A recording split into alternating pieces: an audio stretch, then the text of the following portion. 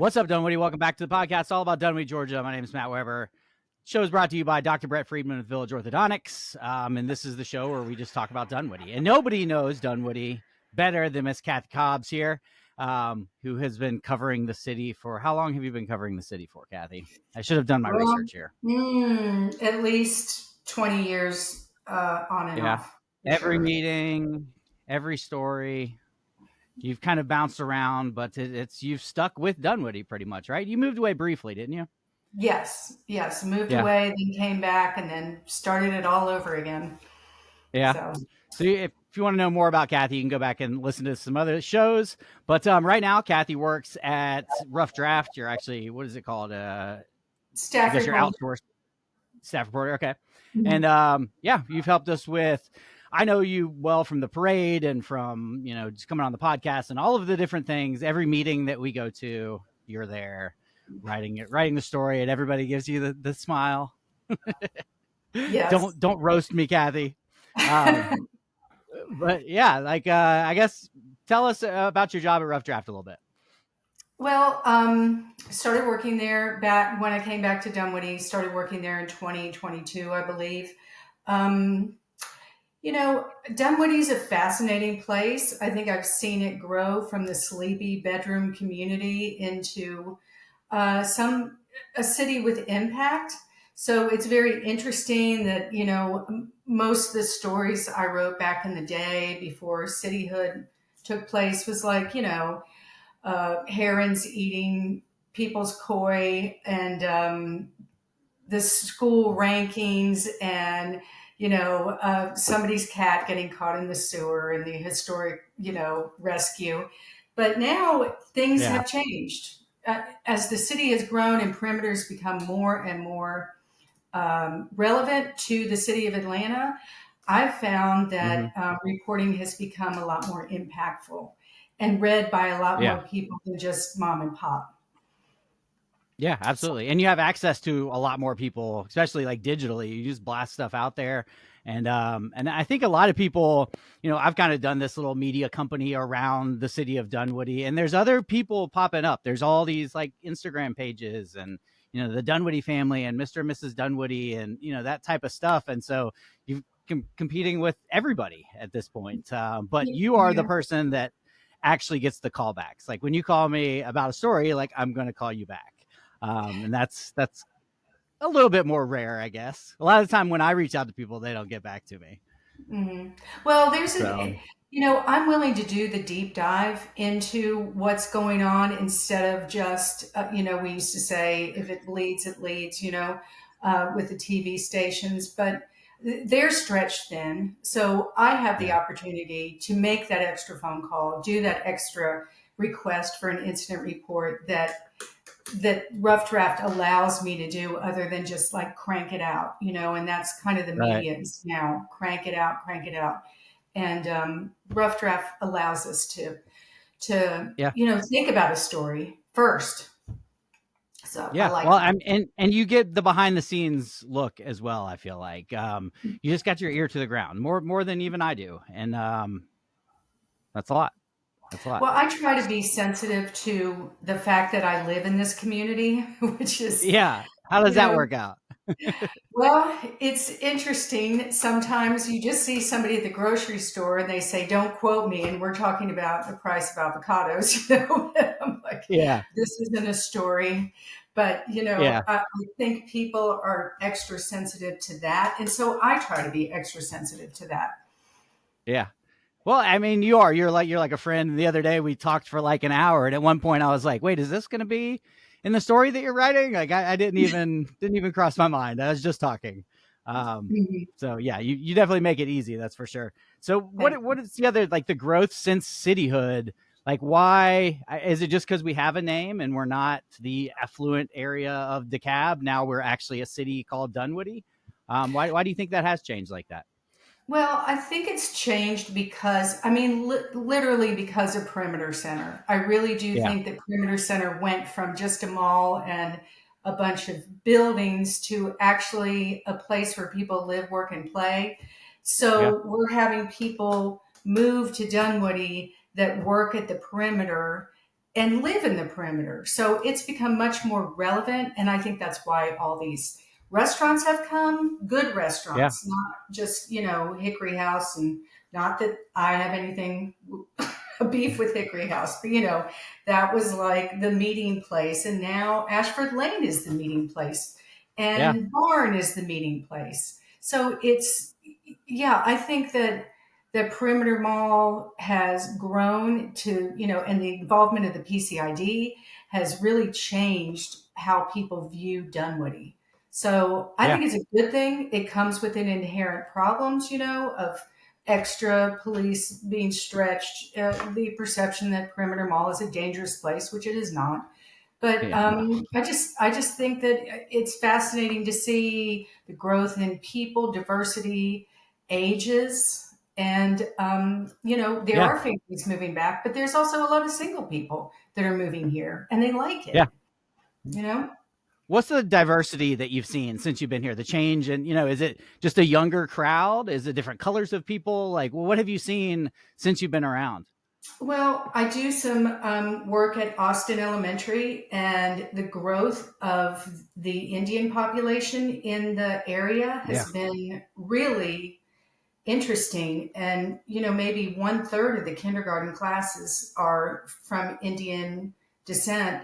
And you know the, and I think that has spurred a lot of things like celebrating Diwali and doing other customs, which are joined by people like you and me who are fascinated with the Yeah. culture.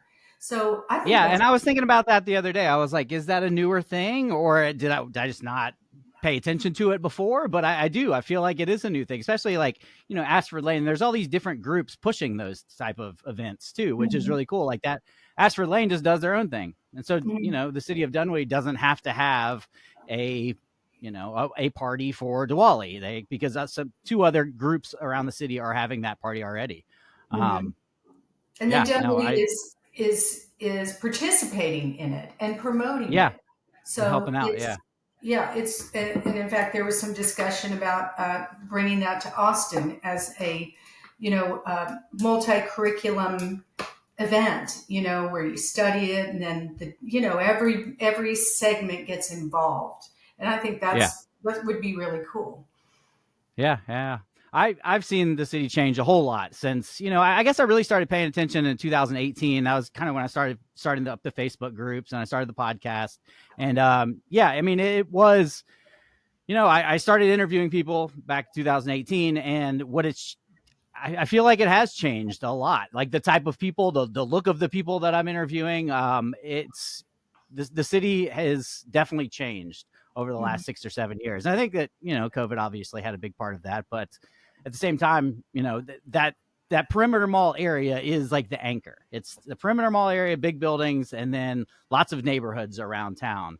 And, I think that Dunwoody has thrived because of where they are, like in proximity to the city and stuff like that. I think that that's why most people move here. But then once they get here, they realize it is kind of like a small town with lemonade days and the parade and, the stuff like that. I think it is a really interesting area just right outside of Atlanta. Mhm. And it's not the perception that it was so far away from everything, and cows live out here in cornfields. That's not true anymore. But No, there's no room for it. yeah. So now Milton is far away, and Yeah. Dunwoody's kind of a little cooler, maybe. Yeah. Yeah. Well, that's why I live here. I grew up in Gwinnett, and my wife grew up in Chamblee, and she said I can't move that far away from Atlanta. So here we are. Hmm. Now you're stuck with me at this point. But Yeah. so yeah, what we've been talking about you. What did you want to talk about today? We've got kind of a list of some topics, and you had called about the Facebook groups, and we just started talking and figured might as well record a podcast about this, right? Yeah, absolutely. Well, I mean, I would love to know the history of, like, here you are in 2018 moving here, and then all of a sudden, not all of a sudden, but eventually you become a real force in the community life with What's Up Dunwoody, of course, which is an interesting job that doesn't pay, and I know, soccer. job. Use that term real loosely. Yeah.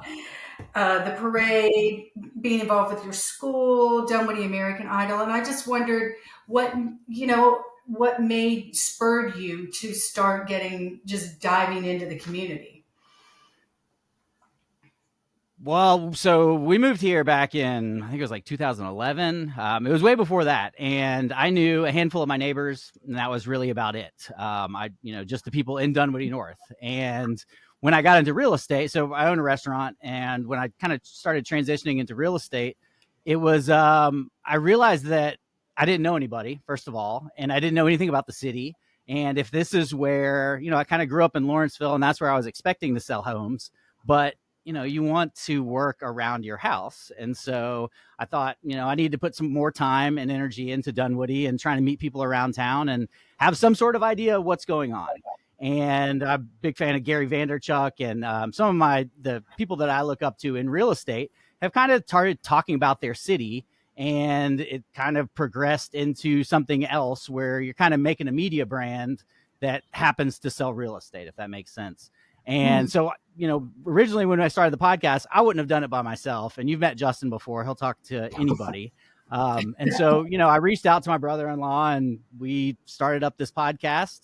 And, I never really had to ask anybody to come on the podcast. It was somebody knew somebody, and, I would interview Hayward, and Hayward would introduce me to Alan Mothner. Alan Mothner would say, hey, you should interview this person. And it kind of, now 250 episodes later, it's just been really easy. And it's been cool because I have learned a ton about the city along the way and, met a whole bunch of people. And so, yeah, But it worked out differently than I thought it would, but it's been great. it's almost like you created your community through these mediums where everybody would go to a block party. Now, the block party might be Dunwoody Area Community Forum, where everybody gets together and talks about issues and Yeah. things like that. But I know Well, that, the city and Discover Dunwoody and, all those different entities all put out news, and it's the same news that I'm putting out, but it's slightly, it's just a different spin on it. And, some people might follow a rough draft and not want to follow What's Up Dunwoody. And some people don't want anything to do with newspaper and might follow What's Up Dunwoody. The community forum is somewhere in the middle. I'm not exactly sure where that fits into media, but it's really just like a posting board, like a next door. And I'd like to think that it's slightly chiller next door, more of like a positive spin. But a lot of the time that is not the case, as you well know. yes. And how do you control that? I mean, is that a lot of your time trying to weed out what's news and what's spam and what's haters? Yeah, I mean, so there's probably 10 spammers for every actual person that wants to get into the group. So yeah, that is a tough way, being the gatekeeper and trying to keep those people out. It's mostly vent cleaning and car detailing and, all of these roofing is a big one. But I'd say that is 90% of the people that try to get in is spammers. And I've really tried to keep it clean because that's the one thing that I'll leave a Facebook group if there's people constantly hitting me with stuff and want like nothing that's, if you put something positive into the group or something that somebody will gain something from, that's really what I'm looking for. And those are the posts that I try to put in there, and a lot of it is people complaining, but that's going to happen. I don't know. And I do feel like the city and the businesses and all of the different people are watching the group. So when there are complaints or suggestions, I guess, from the community, there is somebody there paying attention to it, whether Mhm. you think they are or not. Like, people are watching it. So I don't know. I I guess do it serves a notice, purpose in some way. yeah, the city is very involved in I know if there is a question that they tag Mayor Deutschen, that she will answer immediately, or Jennifer Yeah. Betcher. Can you imagine being our mayor and constantly being Heck tagged no. and stuff? Is rough, but yeah, I'm amazed at the way that Lynn keeps up with it, which is Mhm. great. And all the city council members are pretty much in the group, and they might not like it all the time. They try to probably keep a low profile, but the mayor, she's loud and proud and ready to answer people's questions and concerns. And I also don't think that there would be, you've given her a perfect forum for that, because people can send emails to her and complain, or somebody could contact the city. But what you're, it's almost like a little town hall at times, with Yeah. somebody bringing up an issue, her giving the answer, other people thanking her. I mean, it is a little more genteel, I think, than next door, which Yeah. is just a dumping ground for hatred and things like that. I don't know. Yeah. And I think it's become, if you use it correctly, like Lisa Torres, look at what, the I want to say the fame that she's amassed from this group, like coming into the group and just being herself, just being like a super nice, giving person. And people think that might be fake. She's actually that nice. Lisa Torres is actually Dunwoody. She's actually a very, very nice person. And so the people that can come into the group and be themselves and put out positivity, I think flourish. The restaurant owners, Dunwoody area restaurant reviews is probably the worst name for a Facebook group if you own a restaurant around town. But there's people like that Billy Kramer and the Jeffs and the David Abises. They if they we were talking about this last week, if they can handle the little bit of criticism, I think that it's great for their business in the end, because Mhm. people, all news is good news. Is that what's the term? Like there's no bad stories, I guess. Like if you're out in front of people and people are reading NFA every day and Billy's coming in with some positivity and talking about other restaurants and that kind of stuff, people love that. And I think that it is really good for a lot of businesses if they can use it in the right way. Right. Well, it's interesting because Lisa's whole thing came out of somebody saying, you got to go buy these dinosaur houses and write the story. Zoomed by, wrote the story. Yeah. That started the complaint about the inflatables, which also created a lot of support. And then people were putting dinosaurs around the neighborhood and solidarity. And then the city did something about it. So that, I don't Yeah. think that would have happened without your forum, because people could weigh in to it. And Yeah. It would have happened differently for sure. yes, I think so. It might have been just Yeah. her quietly taking them down, and that's the end of it, and people are disappointed, and there's nothing else they can do about it. So Yeah. interesting. There's some pivotal moments in the forum, I feel like. And, that was one of them. Everything will be okay. That was a huge ordeal. And however you look at it, back in, was that 2020, I guess, 2021. Mm-hmm. But yeah. And then the bond referendum, that was a fun one. You remember that a few months ago?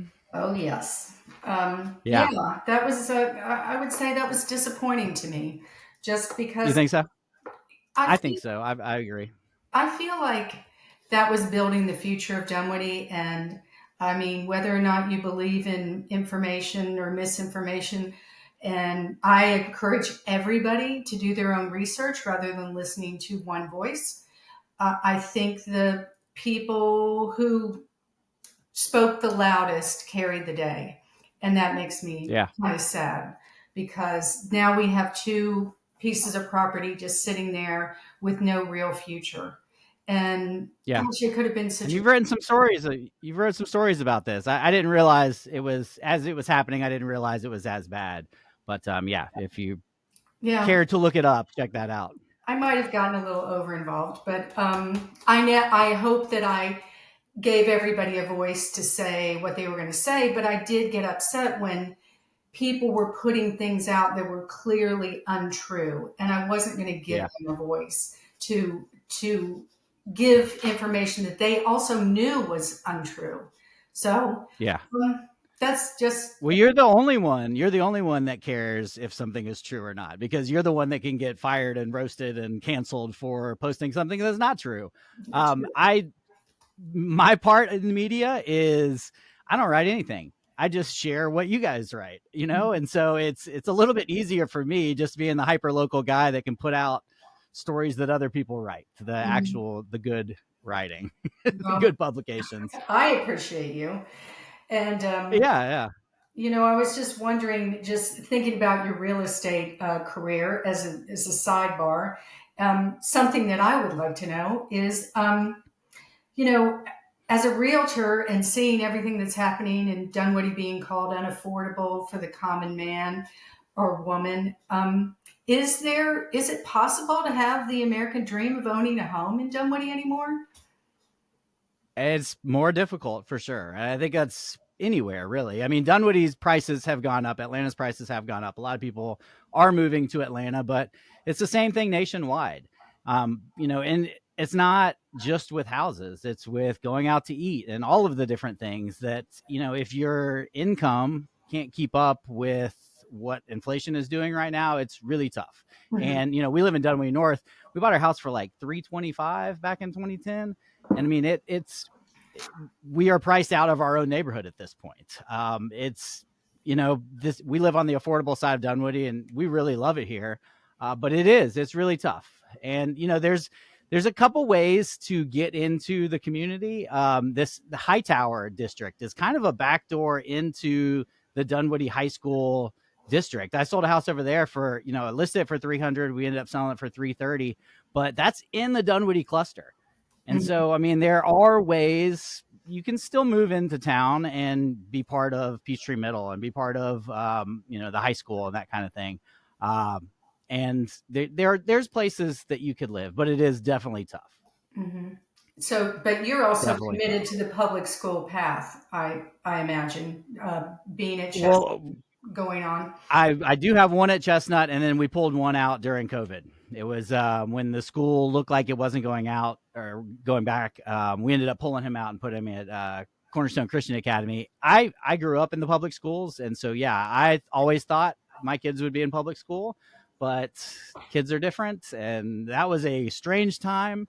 We ended up pulling him out, but it is, as a real estate agent, you recognize just what that school district does for housing prices. Mm-hmm. It's really the number one thing that Mm-hmm. people are looking for, even if they don't have kids in school. They want to live in a good school district, Mm-hmm. and Dunwoody's done a pretty good job with that. Peachtree Middle School's a little iffy at times, I think, but the elementary schools and the high school have really done pretty well, especially for DeKalb County schools.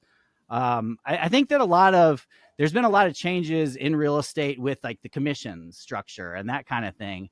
And there's been a lot of, I don't know about false news, but there's been a lot of like misleading news where people are like, oh, listing agents are going to have complete control. Do you know what I'm talking about Yes. with this? Have you heard Mm-hmm. all these news? Okay. So Yeah. there's, the listing agents are going to have complete control and the buyer's agents. So if I went to represent you buying a house, in the past, you had to sign something saying that you were working with me.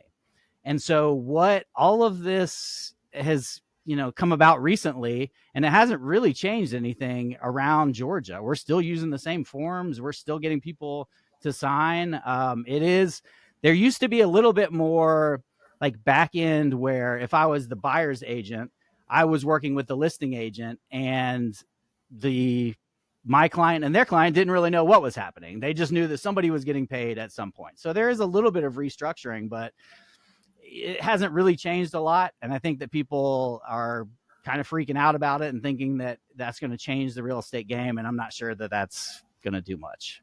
Well, yeah, and I talked to a couple of agents, and they're saying it's much ado about nothing in It Georgia. It really may is make here. a Yeah. difference, but nobody is going to work for somebody and get paid nothing. I mean, that's just a Yeah. no-brainer for me. And Yeah. but And I think that what we do is a legitimate service that people are going to use. Like I remember when I bought my first house, I had no earthly idea what was going on. mm, And it is, even just doing a few deals the first few years, I realized like I'm actually helping people. That's wonderful. And it's nice to have a job that you can, you know, do a service for someone, help them out, and then get paid for it. mhm, So especially when I can help my neighbors. I'd say probably a third of the transactions that I've done have been in my neighborhood in the Dunwoody North area. And that's really cool because, there's people up and down my street that I've helped them move in to the street. And it's mhm, been cool because it's been people that have been on the podcast, like the Mad Italian folks live down the street. And when they came on the podcast, and that's how I met them originally. uh-huh. And so there is a little bit of, overlap with the What's Up Dunwoody media and real estate, which has been nice. And, when I do have a listing in the area, I can put it on What's Up Dunwoody and it gets a lot more eyeballs. That's, it's definitely very beneficial for that. Well, you deserve that, considering. Oh, thanks. But I mean, I remember looking for a house in Dunwoody, the first house, and we spent 2 years because, of course, we wanted to move to a certain school district.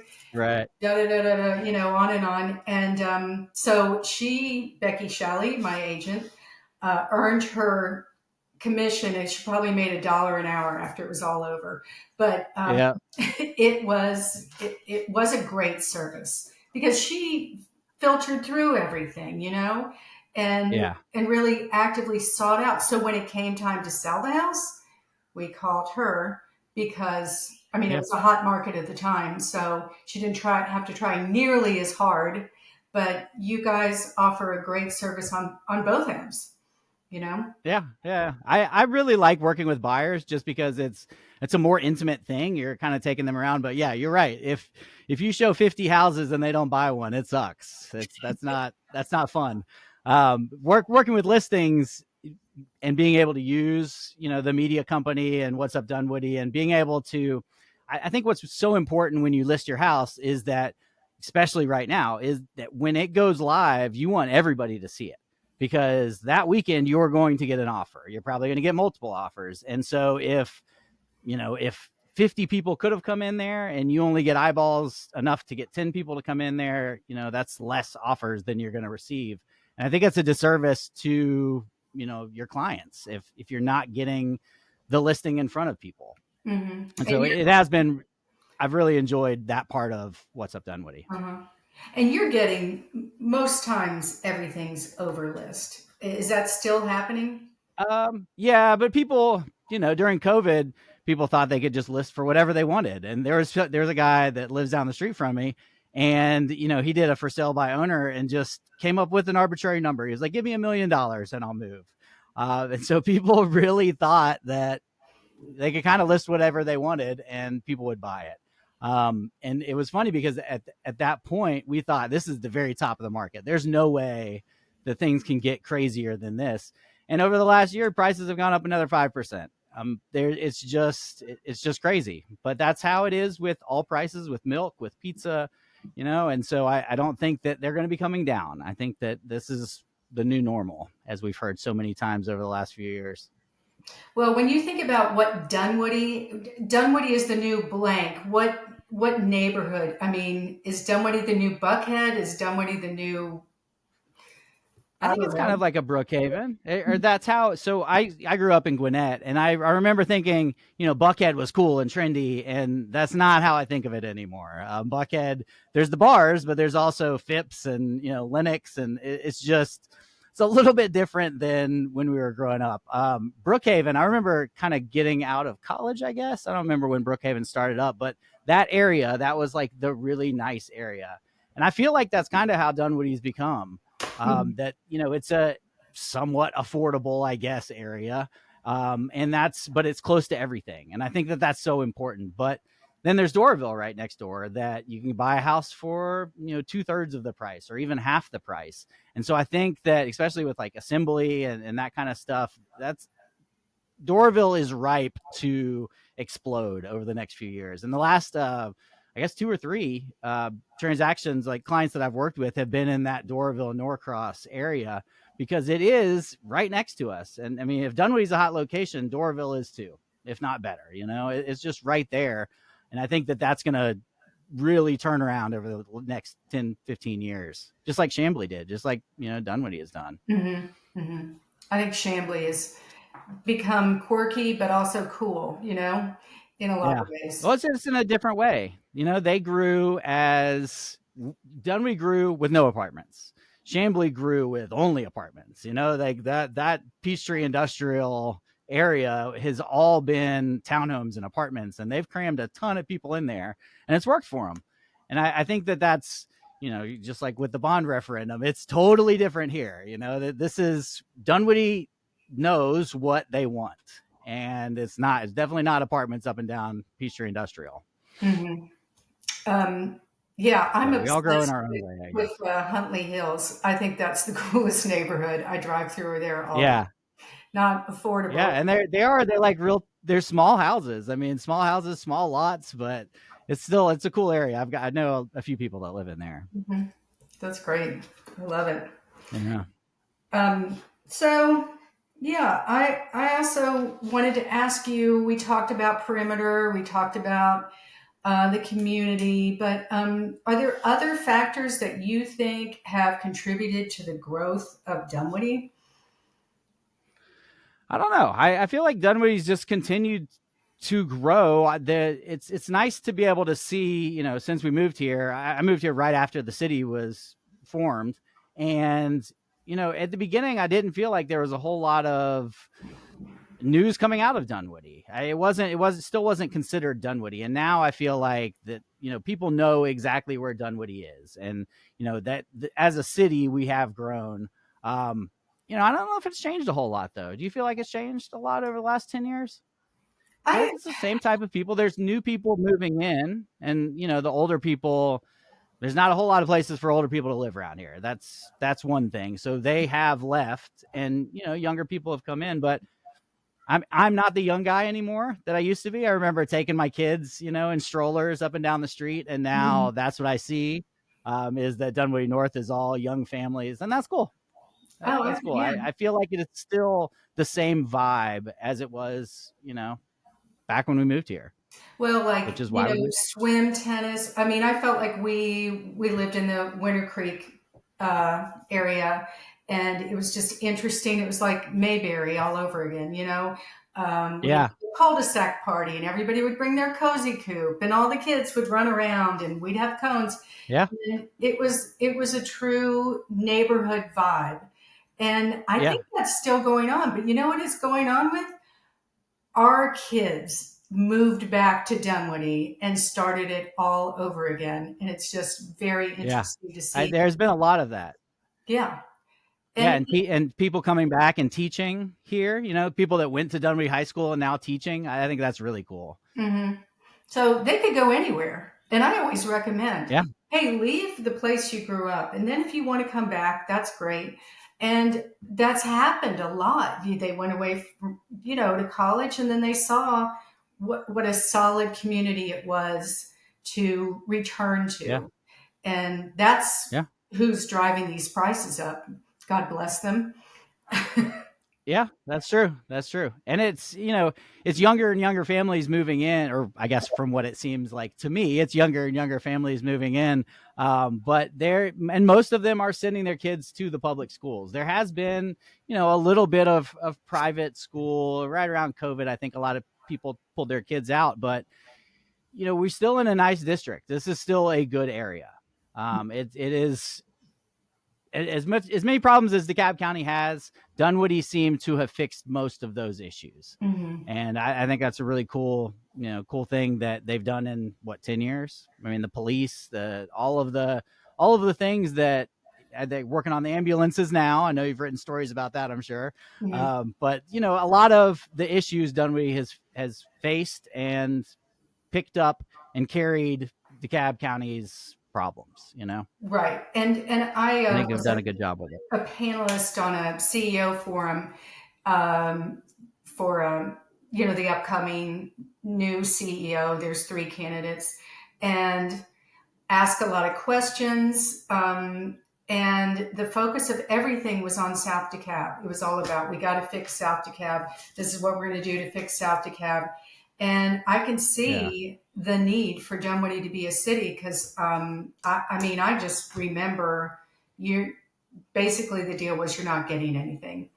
And yeah, even back in the day when we were trying to get a traffic light in front of Austin, it was like, no, you yeah, people up there don't need anything. We need a lot down here. And I do agree with that.